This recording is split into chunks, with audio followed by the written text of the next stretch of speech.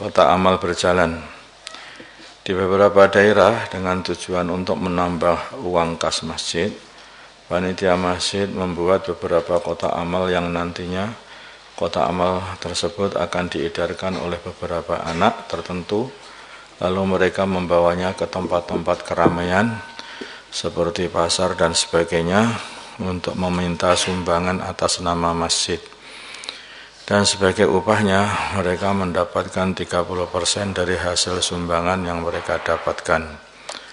Pertanyaan, bagaimana hukum meminta sumbangan atas nama masjid? Jawabnya diperinci.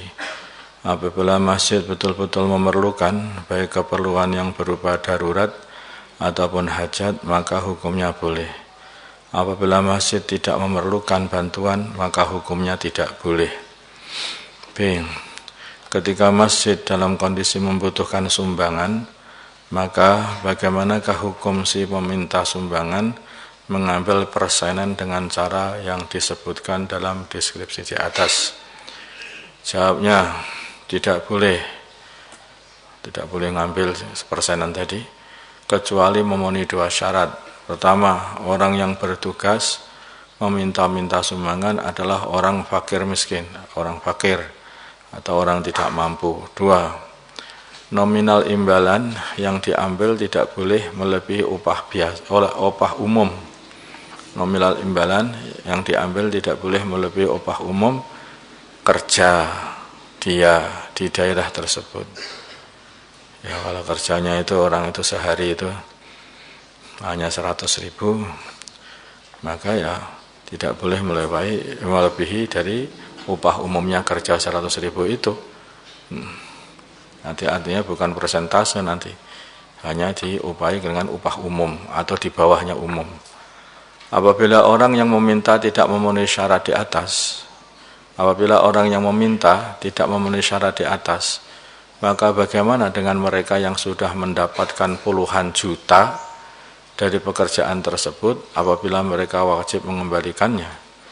Jawabnya, apakah mereka wajib mengembalikannya? Jawabnya, iya, mereka wajib mengembalikannya ke masjid.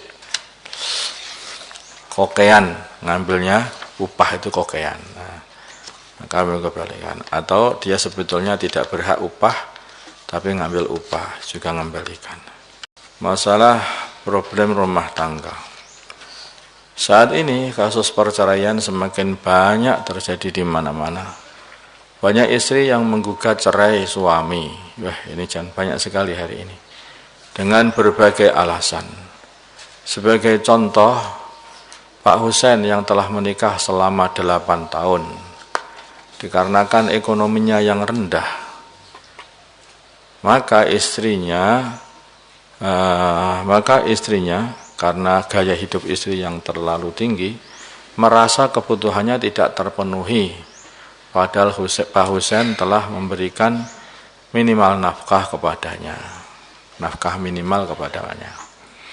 Akhirnya sang istri memutuskan untuk meninggalkan rumah dan pergi ke orang tuanya. Beberapa hari kemudian ia mengajukan gugatan cerai dengan alasan kehilangan rasa cinta dan masalah ekonomi. Ya, kurang duit, kurang cinta. Banyak duit, makin cinta. La haula wala quwata illa billah. Selain itu, istrinya juga menuntut hak-haknya, termasuk pembagian harta gono gini, harta yang didapatkan dari hasil kerja bersama-sama antara suami dan istri setelah menikah. Pertanyaan hati kayak begini, orang zaman sekarang itu. Bagaimana hukum seorang istri keluar dari rumah, jadi lari ke rumah orang tua tadi?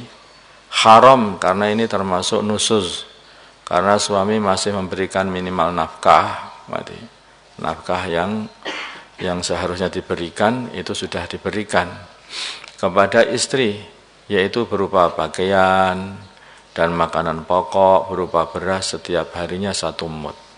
Pakaian, makanan pokok berupa beras setiap hari 1 mud, sudah cukup. Masih hidup manusia seperti itu.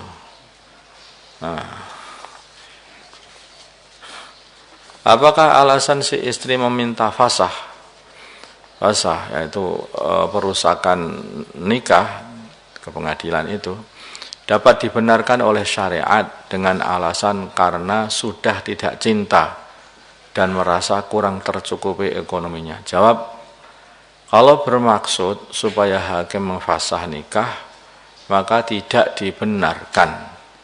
Maka tidak dibenarkan jika memang suami sudah memenuhi, yaitu minimal nafkah. Wong sudah enggak ada alasan sama sekali untuk minta cerai. Minimal nafkah sudah diberikan setiap harinya. Kalau masih pengen minta fasah karena kurang terus,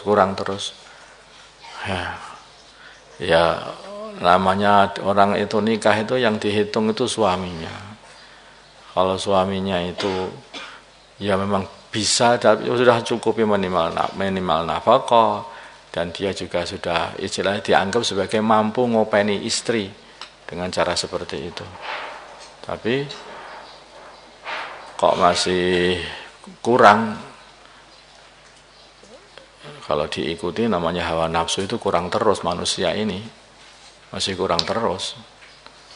Dikasih kalung 1 gram pengen 2 gram, 2 gram pengen 10 gram, dikasih 10 gram pengen 100 gram. Ya seperti itu. Dikasih sepeda pengen motor, setelah motor ya pengen mobil, setelah mobil pengen truk. Nah ya enggak ada habisnya manusia itu. Makanya dalam syariat itu dibatasi. Kalau minimal nafkah itu sudah dipenuhi, ya sudah. Itu sudah berarti seharusnya enggak boleh itu minta fasah itu. Apakah sang istri mempunyai hak dari harta gono gini tersebut? Jika tidak dapat diketahui berapa persen haknya secara pasti, maka istri berhak dengan cara suluh atau saling menghibahkan, atau diketahui hak masing-masing maka dibagi sesuai saham masing-masing. Kalau diketahui ya bisa dibagi, kalau enggak ya nanti saling memberikanlah. Yang punyamu yang ketut ke aku, maka berikanlah kepada aku, sedangkan punya aku yang ketut yang masuk ke kamu, ya tak berikan kepada kamu. Sudah selesai lah. Suara sound system yang mengganggu.